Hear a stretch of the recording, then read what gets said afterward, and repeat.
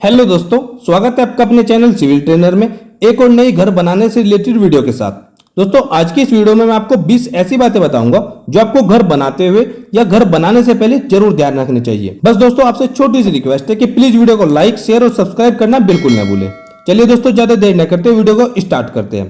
दोस्तों, घर बनाते हुए आपको सबसे पहले यही ध्यान रखना है कि आप घर को इन फ्यूचर कितना फ्लोर बनाने जा रहे हो। इस बात को आपको पहले इंश्योर करना है कि आपको घर को इन फ्यूचर में कितना फ्लोर बनाना है।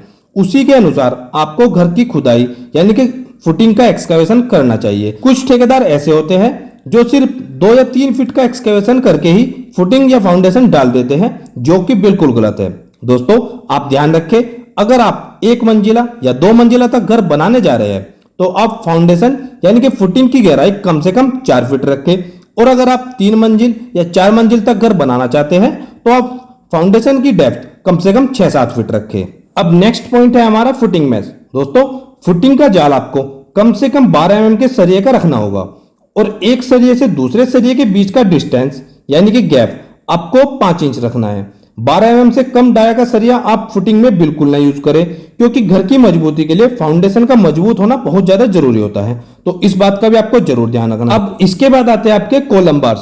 दोस्तों, 1 मंजिल या फिर 2 मंजिला घर के लिए आपको कॉलम का minimum size 9 inch by 9 inch रखना है, और कॉलम बार आपको 12 mm के प्रोवाइड करने चाहिए। दोस्तों, ध्यान रखें, कॉलम और बीम में आपको 8 या 10 mm का स्टील बार बिल्कुल भी यूज नहीं करना है, और रिंग की स्पेसिंग आप इसमें 6 इंच यानी कि 150 mm सेंटर टू सेंटर रख सकते हैं। अब दोस्तों, फुटिंग कास्टिंग के समय आपको यह ध्यान रखना है कि आपको कंक्रीट का रेशो कम से कम 1.5-3 यानी कि M20 हो, जिसमें आपका 1 पार्ट सीमेंट का रहेगा, 1.5 पार्ट सैंड और 3 पार्ट एग्रीगेट यानी कि गिट्टी का रहेगा। और दोस्तों, फुटिंग कास्टिंग के समय प्रॉपर वाइब्रेटर का यूज भी जरूर करें, तो इस बात का भी आपको ध्यान रखकर ही फुटिंग को कास्टिंग करना चाहिए। अब इन सब के बाद हमारा अगला पॉइंट आता है प्लिंथ बीम या टाई बीम। दोस्तों, हमें 1 मंजिल या फिर 2 मंजिला घर के लिए प्लिंथ बीम का minimum size 9 inch by 9 inch रखना है, जिसमें हम 12 mm के 4 बार प्रोवाइड करेंगे, और रिंग की स्पेसिंग 6 इंच रहेगी सेंटर टू सेंटर। अब अगला और मोस्ट इंपोर्टेंट है आपका डीपीसी। दोस्तों, अक्सर कर देखा गया है कि लोग डीपीसी को अवॉइड करते हैं और फिर बाद में उनके घरों में सीलन जैसी प्रॉब्लम का सामना उन्हें करना पड़ता है। इसलिए सीलन से बचने के लिए आपको डीपीसी जरूर देनी है। आप डीपीसी का लेवल अपने फिनिशिंग फ्लोर लेवल से यानी कि जहां पर आपका फिनिशिंग फ्लोर लेवल रहेगा ठीक उससे 1 या 2 इंच ऊपर डीपीसी प्रोवाइड करें। इससे आपके घर में कभी भी सीलन जैसी प्रॉब्लम नहीं होगी, और इससे आपका घर का पेंट प्लास्टर सब सुरक्षित बना रहेगा। तो इसलिए आपको घर में डीपीसी जरूर देनी है। इस बात का आपको जरूर ध्यान रखना है कि घर में डीपीसी आपको फिनिशिंग फ्लोर लेवल से ठीक 1 इंच ऊपर ही प्रोवाइड करनी है। अब अगला और मोस्ट इंपोर्टेंट है आपका ब्रिक वर्क। जी हाँ दोस्तों, ब्रिक वर्क कराते हुए आपको ध्यान रखना है कि कम से कम 4 दिन पहले से ईंटों की अच्छी तरह से तराई करते रहे, और फिर उसके बाद ही ब्रिक वर्क का काम स्टार्ट करें। और जब आपका ब्रिक वर्क कंप्लीट हो जाए तो ब्रिक वर्क कंप्लीट होने के 24 घंटे बाद अच्छी तरह से दीवारों की क्यूरिंग करें, वह भी कम से कम 4 से 5 दिनों तक। इससे आपकी दीवारें अच्छी तरह मजबूत होगी। अब नेक्स्ट है हमारा ब्रिक वर्क रेशो। दोस्तों, यदि आप 9 इंच का ब्रिक वर्क करा रहे हैं तो इसमें आप 1:6 का रेशो यूज करें, जिसमें आपका 1 पार्ट सीमेंट का होगा और 6 पार्ट सैंड रहेगा। और यदि आप 4 इंच का ब्रिक वर्क करा रहे हैं तो इसमें आप 1:4 या फिर 1:3 का रेशो भी यूज कर सकते हैं, जिसमें आपका 1 पार्ट सीमेंट 3 या 4 पार्ट सैंड रहेगा। अब बात करते हैं दोस्तों ब्रिक वर्क में फिक्स होने वाले डोर और विंडो फ्रेम की। जी हाँ दोस्तों, ब्रिक वर्क स्टार्ट करने से पहले आपको डोर और विंडो फ्रेम पहले से ही तैयार रखना चाहिए, ताकि ब्रिक वर्क करते हुए आपका डोर और विंडो फ्रेम अच्छी तरह से फिक्स हो जाए। कुछ लोग बाद में डोर और विंडो फ्रेम को फिक्स करते हैं, जो कि बिल्कुल गलत है। इसलिए आपको पहले से ही डोर और विंडो फ्रेम मंगवा कर रखना चाहिए और समय से ही उसको फिक्स कराना चाहिए। अब अगला पॉइंट है सिल बैंड। दोस्तों, ब्रिक वर्क कराते हुए आपको सिल लेवल पर सिल बैंड जरूर देना चाहिए। इसके हमें 2 फायदे होते हैं। पहला, एक तो हमारी दीवार मजबूत रहेगी, दूसरा, यदि आपकी दीवार सेटल होती है या अर्थक्वेक जैसी कोई प्रॉब्लम होती है तो उसमें हमारी दीवार में क्रैक आने से बचेगा।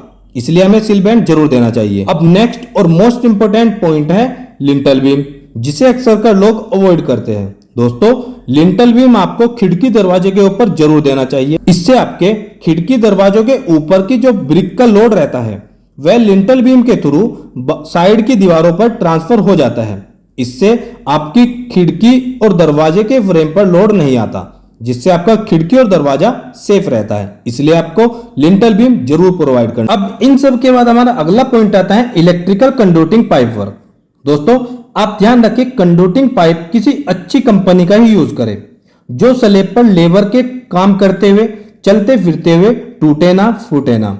तो कंडक्टिंग पाइप को आपको अच्छी तरह से बाइंडिंग वायर से बांध लेना चाहिए। साथ ही लाइट बॉक्स और फैन बॉक्स को सभी साइड से अच्छी तरह से टैपिंग कर ले, ताकि इनमें कंक्रीट न घुसे। अब अगला और मोस्ट इंपोर्टेंट है स्लैब स्टील बाइंडिंग। दोस्तों ध्यान रखिए, छत में आपको कम से कम 8 और 10 mm का बार यूज करना है। मेन और डिस्ट्रीब्यूशन बार 8 mm का बिल्कुल न रखें। अगर आपको 8 mm का बार यूज करना ही है तो आप मेन बार 10 mm का दे और डिस्ट्रीब्यूशन बार 8 mm का दे। पर मैं आपको सजेस्ट करूंगा कि आप छत में मेन और डिस्ट्रीब्यूशन बार 10 mm का दे तो ज्यादा अच्छा रहेगा। और स्लैब बीम में आप कम से कम 6 बार दे, जिसमें आपके 4 बार 16 mm के रहेंगे और 2 बार 12 mm के रहेंगे, जो कि 1 मंजिला और 2 मंजिला घर के लिए अच्छा रहेगा। अब बात करते हैं स्लैब कास्टिंग यानी कि छत ढलाई करते हुए आपको किन किन बातों का ध्यान रखना है। पहला, एक तो आपको मिक्सचर मशीन में कंक्रीट अच्छे से मिक्स कराना चाहिए। इस बात का आपको जरूर ध्यान रखना है कि कंक्रीट अच्छे से मिक्सचर मशीन में मिक्स हो भी रहा है या नहीं। दूसरा, छत ढलाई में आपको प्रॉपर वाइब्रेटर का यूज करना है, चाहे आपका इसमें बीम हो या स्लैब हो। अच्छी तरह से वाइब्रेटर इसमें यूज करना है, ताकि आपकी छत में या बीम में कहीं भी हनीकॉम न आए।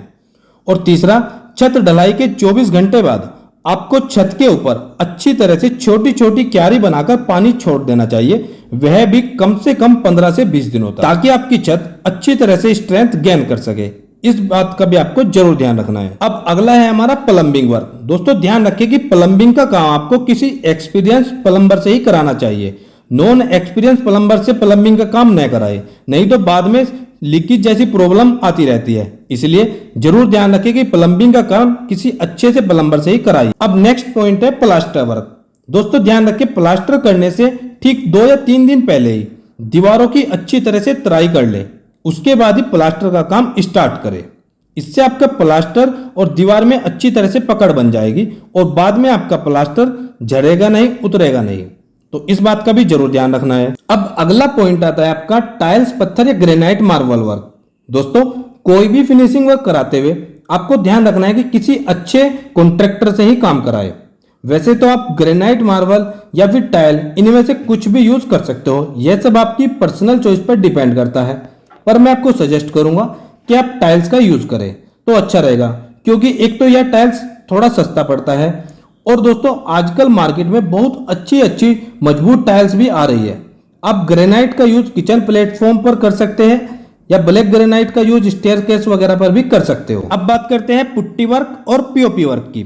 वैसे तो दोस्तों आप पुट्टी वर्क करा सकते हो या फिर पीओपी वर्क करा सकते हो, पर मैं आपको सजेस्ट करूंगा कि आप पुट्टी वर्क कराइए तो अच्छा रहता है। अब लास्ट और मोस्ट इंपोर्टेंट है पेंट वर्क। दोस्तों ध्यान रखना है कि आपको पेंट किसी अच्छी कंपनी का ही यूज करना है और दूसरा, आपको किसी अच्छे पेंटर से ही पेंट कराना चाहिए। ऐसे ही आप किसी नॉन एक्सपीरियंस पेंटर से पेंट बिल्कुल ना कराए, नहीं तो आपके घर की सुंदरता खराब हो जाएगी। इसलिए किसी अच्छे एक्सपीरियंस पेंटर से ही पेंट कराए, जिससे आपका घर देखने में सुंदर दिखाई दे। तो दोस्तों यह तो थी 20 कुछ ऐसी बातें जो आपको घर बनाते हुए या घर बनाने से पहले जरूर ध्यान रखनी चाहिए। आई होप दोस्तों, उम्मीद करता हूं आपको वीडियो अच्छी लगी होगी। अगर आपको वीडियो अच्छी लगी तो प्लीज वीडियो को लाइक, शेयर और सब्सक्राइब करना बिल्कुल ना भूलें। और दोस्तों मेरी आने वाली और भी अच्छी अच्छी वीडियो के नोटिफिकेशन के लिए बेल आइकन को प्रेस करना भी ना भूलें। मिलते हैं दोस्तों एक और नई वीडियो में, एक और नए वीडियो लेक्चर के साथ। तब तक दोस्तों आप सबको मेरा नमस्कार।